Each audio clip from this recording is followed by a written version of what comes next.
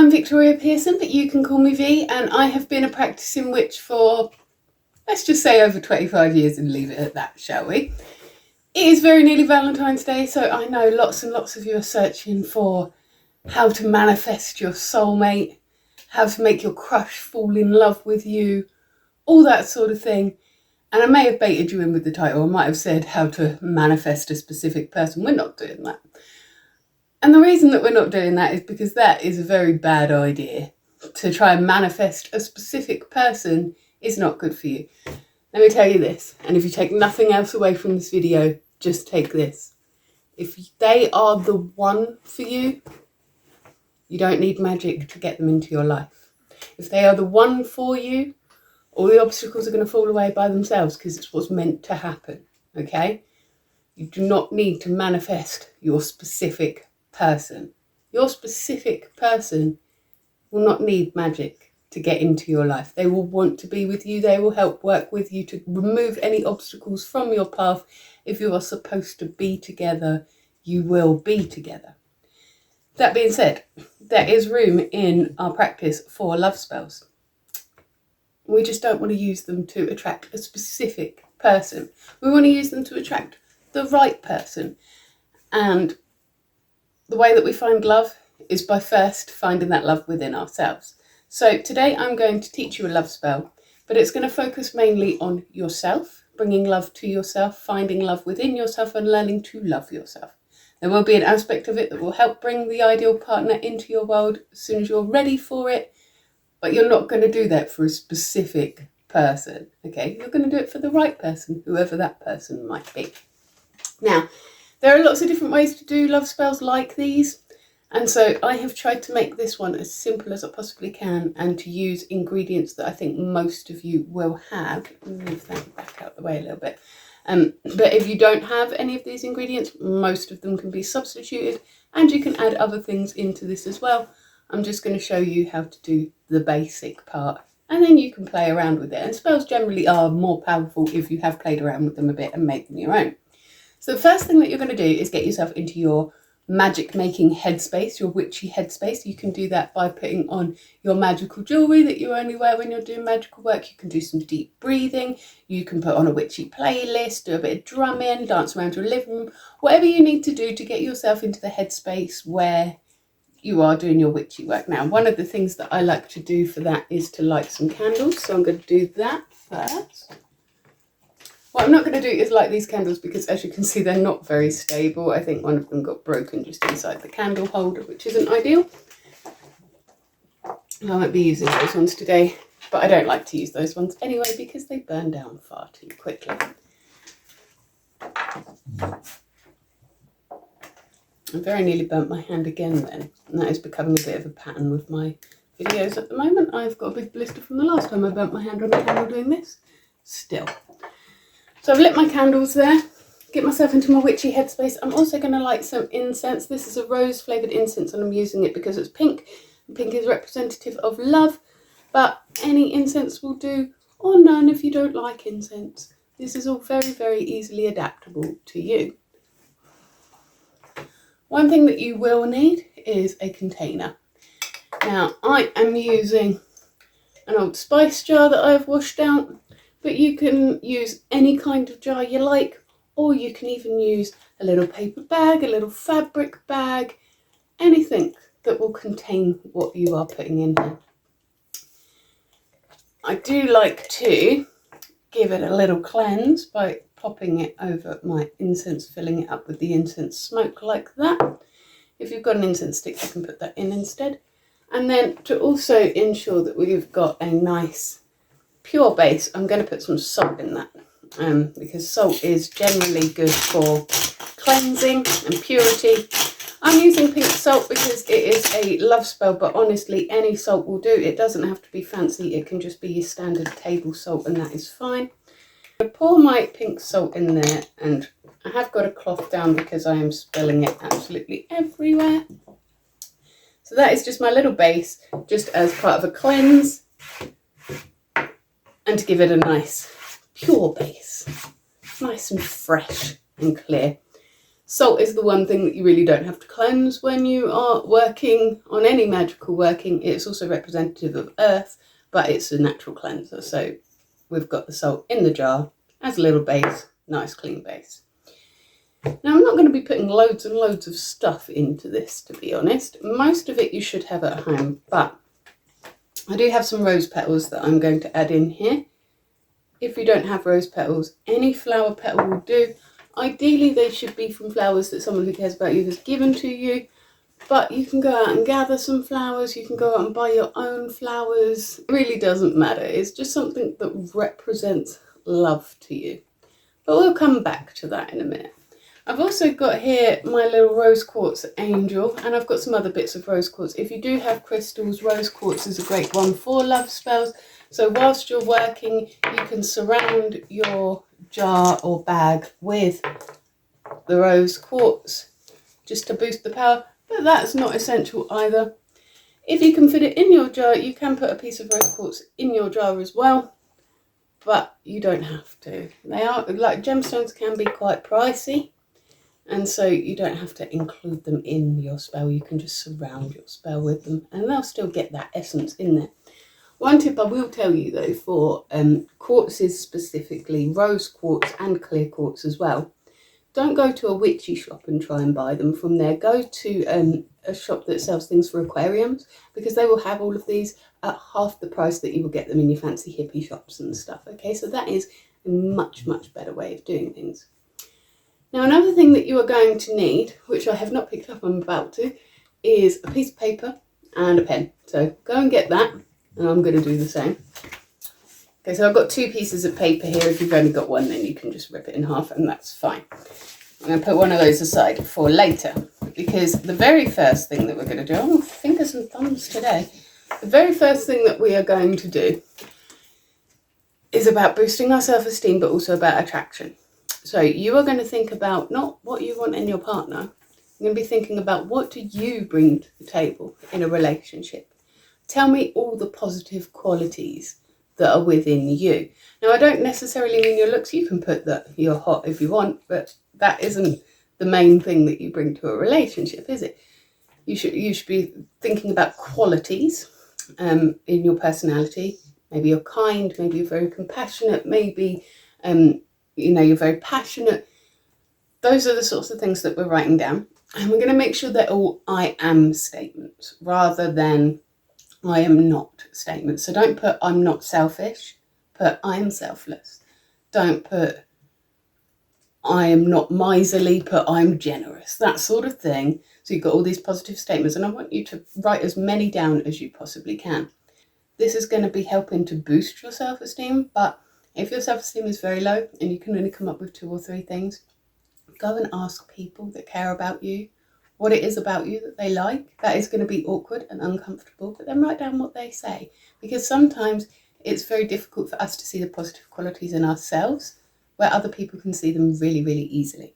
So pause this video now and write me out as many things as you can about what you bring to the relationship table, what is great about you, what makes you a brilliant partner, what makes you a brilliant friend.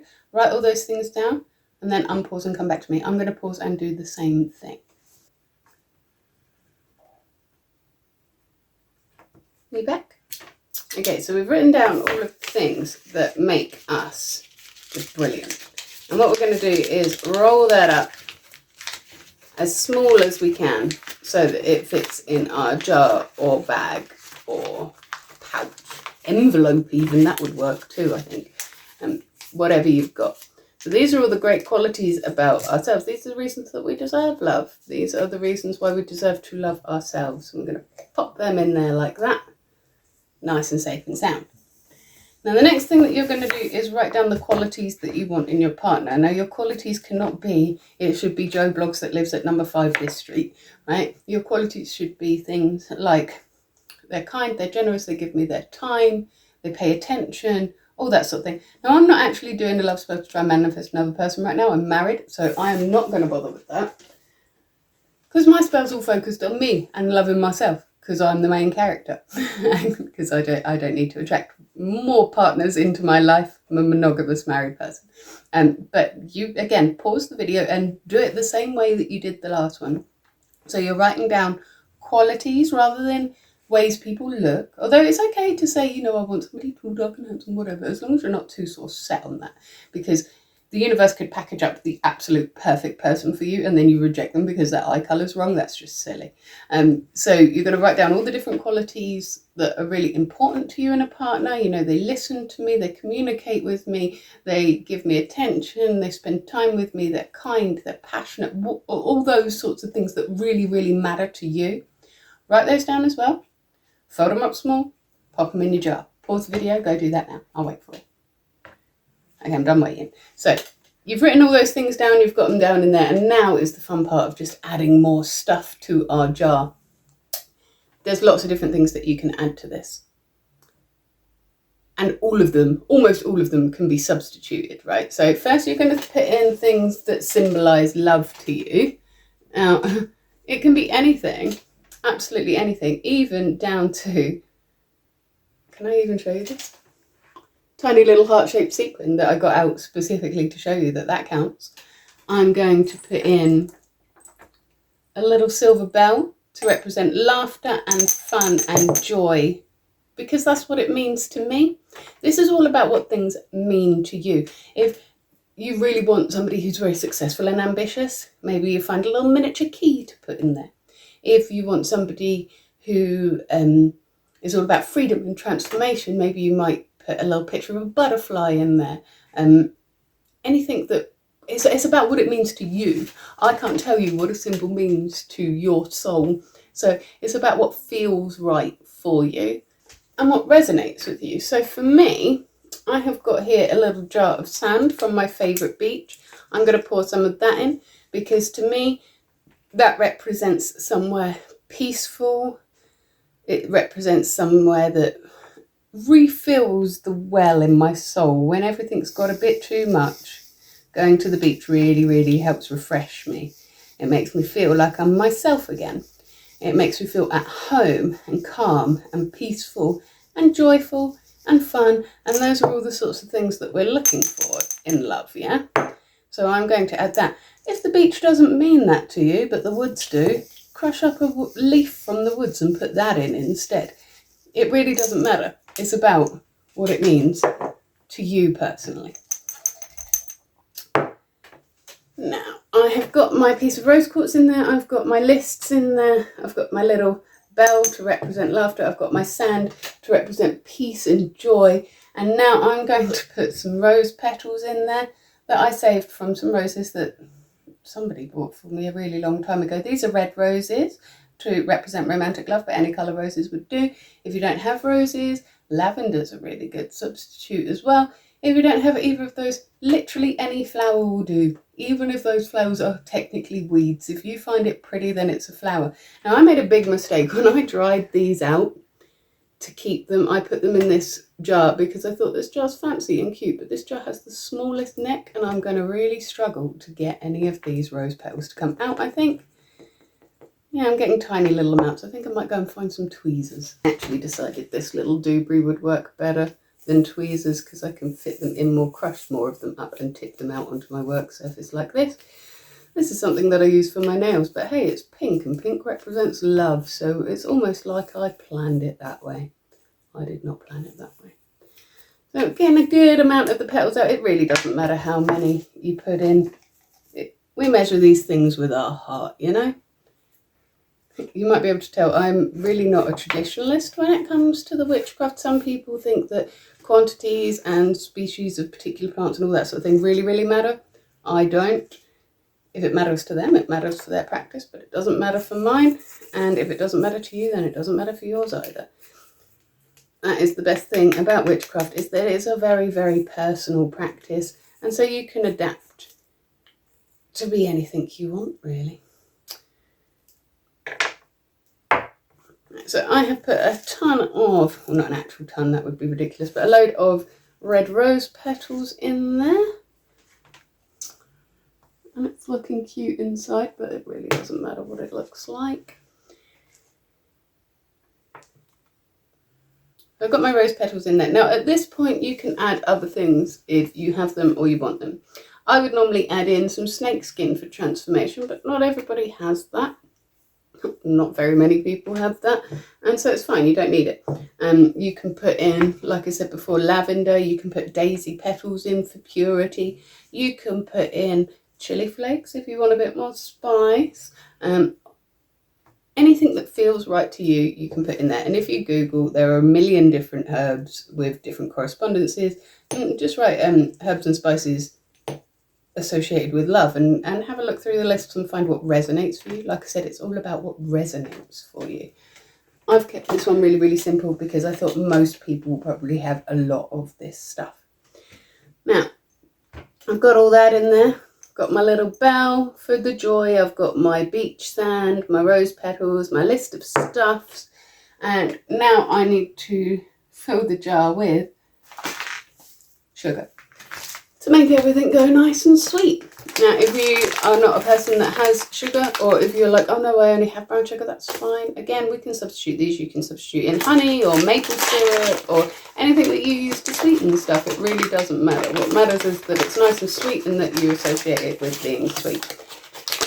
This looks like product placement. I just couldn't be bothered to decant it into another jar. It doesn't matter what kind of sugar it is, even if it isn't Tate and Love. But we're going to put loads of it in because we want it to be super sweet. And give that a little tap down so that everything's sort of mixed in. And now it just looks like a jar of sugar, which is fine. I'm going to pop the lid on. Now, my lid keeps coming up, and I don't want that because that means that I'm going to get ants coming into my house. And that's not ideal. So I'm going to find something to tape it down because it's very flappy. But then after that, we're going to burn a candle on top. And you can just use the candle. You don't have to put any sellotape on or ribbon or anything like that. But I'm going to just make it a bit more secure because of my rubbish lid. Usually, if you just put a candle on top and burn it down into nothing, that wax will seal it nicely. But I'm going to put some tape on first. I'm going to pop my tape on there to just keep the lid down. I went with black tape because that's what I could find, but it doesn't matter. You might want silver because silver is corresponded with bringing in wishes. You might want pink if pink tape is a thing, or you can just skip the tape entirely. That's completely up to you. I do like to burn a candle on top of it. A pink or red candle is better for a love spell, but you can substitute for a white or black candle anyway. You might not have time to sit there with a whole spell candle burning, and so for that reason I really love to use birthday cake candles because they come in every colour under the sun, so you can match them perfectly to your intentions, and they don't take very long to burn away into absolutely nothing, which is very handy when you're a busy witch with not a lot of time on your hands. So I'm pouring some wax from another candle to help this one to stick. I'm going to hold it there until it sort of dries a little bit and cools to the point where it can sit on its own. Might take a couple of seconds, but I strongly recommend that you make sure that that candle is nice and firm before you light it, because otherwise you're going to end up with a fire hazard on your hands. I'm just going to light that candle. I'm going to let the whole thing burn away.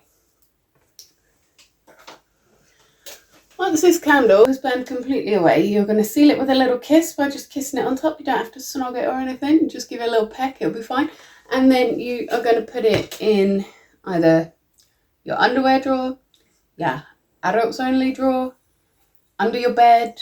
If you've done it with a bag or an envelope or something like that, you can do it under your pillow. If you have used a bag or an envelope or something like that, please do not walk away from your candle while it is burning. I do not want to be responsible for your house burning down. If you can, leave some of your rose quartz around it if you didn't put one of them in it, but it'll work anyway. On the full moon, if you want to give it a little boost, stick it on your windowsill in the full moonlight. That'll give it a little boost and help it work a bit quicker. But what this spell is going to be doing is helping you learn to love yourself, helping you learn to see yourself as worthy of love, and helping you to recognise the qualities in yourself that you're broadcasting out to the world for attracting a potential partner, as well as drawing a potential partner towards you who is worthy of your love and who deserves your love. I can't stress enough how important it is that you don't have a particular person in mind when you are writing this. You should be thinking, I want the person that the universe thinks is right for me. You shouldn't be thinking, I want this specific person who I can't have for whatever reason. Sometimes you do a spell with a particular person in mind. Most of the time it won't work. Sometimes it will work really, really well and you will hate that it did. Right? That person will become dangerously obsessed with you and you won't ever be able to get rid of them. Now, I know if you're at the stage where you're trying to do magic on somebody to bring them into your life, you think that you will never want to get rid of them. But believe me, if you have used magic to bring somebody into your life that is not supposed to be in there, you will want rid of them sooner than you think. So, keep in mind, we are just asking the universe to bring the right person for us. We are not asking the universe to bring a specific person because the universe knows better than us. It knows when somebody isn't good for us. So I hope you found that quite easy to follow. It was a little bit longer than I intended it to be, so I'm not going to sit here the whole time that the candle burns out and record with you. I'll just leave that in the corner of my room while I'm doing some other stuff today. You can substitute pretty much any ingredient in this spell. What really matters, as with all witchcraft, is your intention when you're doing it. Join me again on Monday for my next vlog. As usual, I have no idea what I'm vlogging about yet, so if there is something in particular that you want me to talk about, let me know. I will do my best to talk about it for you or show you how to do it or whatever it is that you need. If you can't wait until Monday though to see me again, I do understand. I will be here every single morning in your shorts, taking a great big deep breath, letting you know what I'm grateful for, because that really does help with the law of attraction as well. When you start listing the things that you are grateful for, the universe gives you more things to be grateful for. What we focus on is what grows. So join in with me, come and let me know what you're grateful for. Take a great big deep breath with me. And I will also be here every Wednesday doing a little Witchy Wednesday card reading for you. Until then, you have yourself a magical week.